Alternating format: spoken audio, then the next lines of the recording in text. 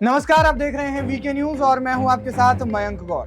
थल और वायु के साथ जल सेना किसी भी देश की सुरक्षा के लिए कितनी महत्वपूर्ण है, ये हम सबको पता है। समंदर में भी सरहद होती है और उस सरहद पर घुसपैठ भी होती है, इसलिए गहरे समुद्र में भी अपनी सैन्य शक्ति को मजबूत करने के लिए भारत एडवांस टेक्नोलॉजी के साथ 175 युद्धपोतों को शामिल करने की तैयारी कर रहा है। साथ ही अंडर वाटर स्टॉर्म ड्रोन्स को भी नौसेना में शामिल किया जाएगा। इस बड़े कदम के साथ न सिर्फ भारत की जल शक्ति मजबूत होगी, बल्कि गहरे समुद्र में दुश्मन की एक एक गतिविधि पर नजर रखा जा सकेगा।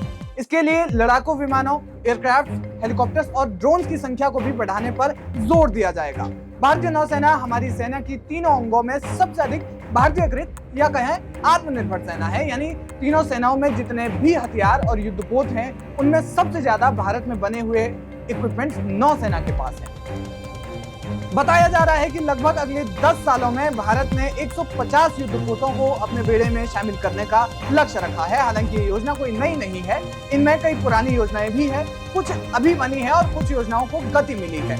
अब दिल्ली में एक सेमिनार होने वाला है जिसे स्वावलंबन 2023 के तौर पर जाना जाता है। इस सेमिनार में नौसेना अपने 75 नई टेक्नोलॉजी को पेश करने वाली है। अधिकारियों का कहना है कि नौसेना दिखाएगी कि पिछले एक साल में कुछ खास क्षेत्रों में किस तरह की टेक्नोलॉजी तैयार की गई है। इसमें कई तरह के हथियार होने वाले हैं जिन पर सभी की निगाहें होंगी। इनमें सबसे ज्यादा चर्चा अंडर वाटर ड्रोन्स की हो रही है। Under water swarm drone, autonomous weaponised boat swarm और blue green laser for under water application. इसके अलावा मल्टीपल फायर फाइटिंग सिस्टम और छोटे ड्रोन इसमें शामिल है। नौसेना जिन आधुनिक हथियारों को अपने बेड़े में शामिल करने जा रही है, उनमें इन ड्रोन्स की सबसे ज्यादा चर्चा इसलिए की जा रही है, इनमें से कई ड्रोन्स यूयूवी यानी अनमैन्ड अंडर वाटर व्हीकल्स पर आधारित हैं, जिन्हें पानी में छोड़ा जा सकता है, वो भी बिना किसी पायलट के।